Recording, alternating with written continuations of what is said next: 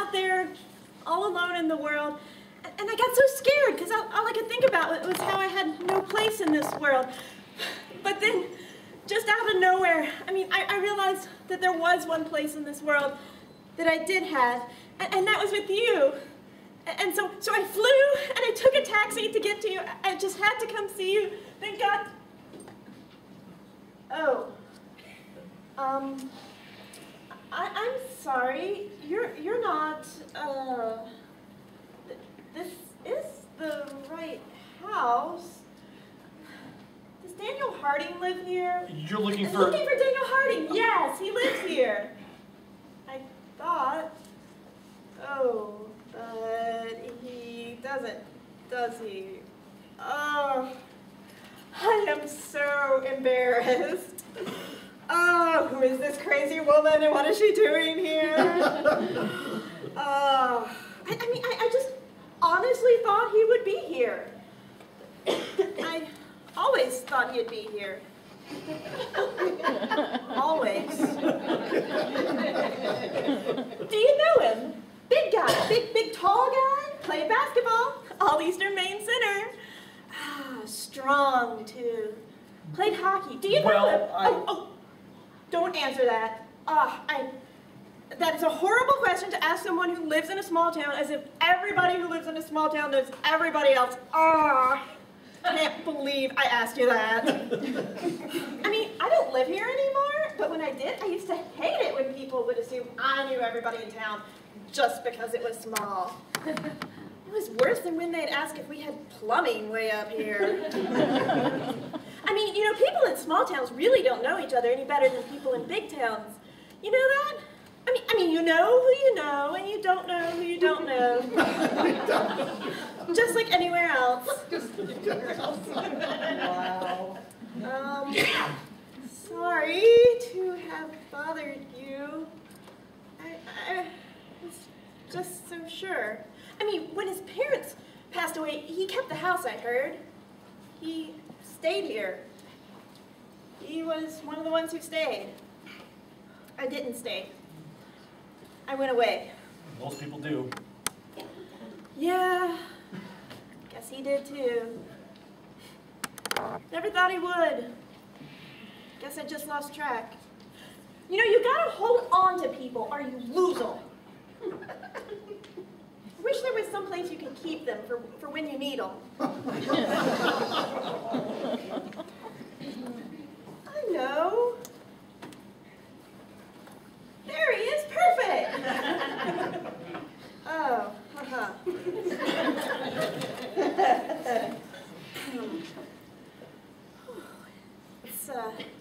It's cold here. Yeah. I forgot. Yeah. I can't believe I took a taxi here, all the way from Bangor to see him. That's far. Yeah. That's like 163 miles. Well, this place is a little farther away from things than I remember. Why did you do that? Oh, because I could only take a plane as close as Bangor, and I needed to get here as fast as I could. Why? I want to answer a question he asked me. Yeah, see, the last time I saw him, he asked me a very important question, and I didn't answer him. And that's not a very nice thing to do to a person. Well, you're being a little hard on yourself, don't you think? He asked me to marry him. Oh. And you said... I didn't answer him, no. But that's why I'm here now, to answer him. I didn't answer him at the time because I didn't have an answer at the time. I was going to college, and then the night before I'm about to go out into the world to do what I hope and dream, he asked me to marry him? Come on. I was leaving in the morning. What was I supposed to say? I don't know. I told him I'd have to think it over. I told him I would think it over overnight, and I'd be back before the sun came up with an answer. And then I left. Left him standing right there. And I didn't come back with an answer before the sun came up. Or at all. That sounds like an answer to me. No, that wasn't my answer. I mean, I just went out into the world, and that's not an answer. And I think he thought I was going to say yes. What? Well, a guy's probably not going to ask that question unless he thinks the girl's going to say yes. I know. And I feel like he probably waited up for me all night, hoping I'd come by. And I want to let him know now that I know you can't do something like that. Like not answer a question like the one he asked me. You can't do that to a person. Especially not to somebody you love. You loved him?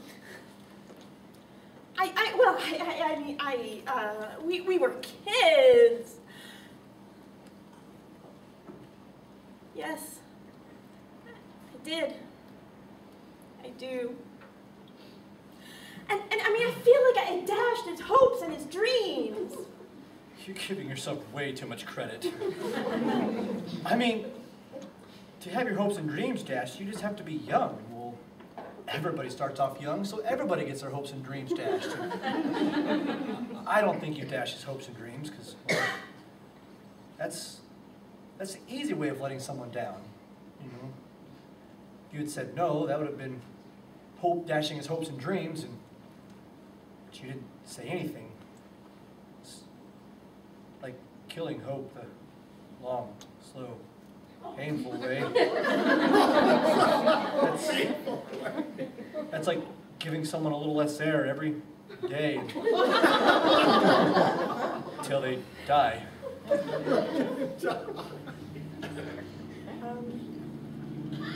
Yeah. Well, thank you. For what? I have no idea. Goodbye, Hope. Goodbye. I mean, it's just that I was out there all alone in the world with no place in it. I mean, I realized what I'd done to him, to Danny, and I mean that with him was my... Wait. You call me Hope. How do you know my name? Danny? Hello, Hope. Danny, I didn't... I know, I didn't even recognize you. I know. You're so... small. Well, I lost a lot of hope. That'll do a number on a person. So, you took... Look, I'm sorry I never came by. Shit. Listen, you're early. What? You said you'd come by with an answer before the sun came up, and oh, geez, crow, the sun just went down a few hours ago. Look how early you are. Good for you, Hope.